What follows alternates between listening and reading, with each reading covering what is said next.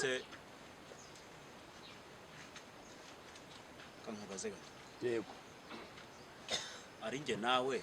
Yego. Ninde uzindutse ucanye itoroshi ku manywa ya rukamba. Toroshi? Izi saa 7 ucanye amatoroshi kugira ngo ane byo waroze. Ngiye tushede cyane ku manywa ya rukamba.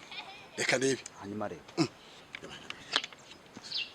Ko iriteje irimo kwa kabana. Ha kubundi turisibye nibyo. Ibi ngibi. Niko mvuye ko. Mvuye kure. Yego. Ibintu ni bibiri. Yego. Kugira ngo njyewe urare mu nzu yanjye. Yego. Inzu yanjye niyubakiye. Yego.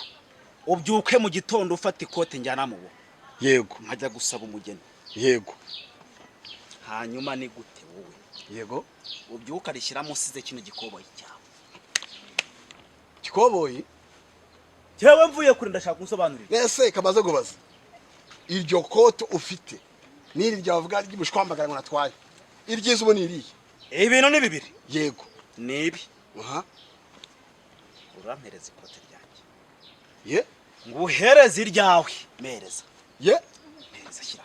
Wese uranyambura mu muhanda. Reka ntahe ejo uzaguturira ikote ryawe. Niba byanze. Aha. Mvuye kure. Reka none ngewe. Niba byanze. Reka. Sibyo? Kwanza reka nkunje. Fresh. Nkwereke kuro. None niba byanze. Reka nkwereke. Dore yuko turwana. Banza umfashe ikote ryawe utaza kwanduza iryanjye. Yakuzi wajyanduza waryicaje hasi. Banza umfashe ikote ryawe. Oya. Banza umiryanjye nko hiryawe. Iryo kote bikomanye hanyuma asigaye ndajyambwa ni wo mwana ari kuzanire imiryango igaruke.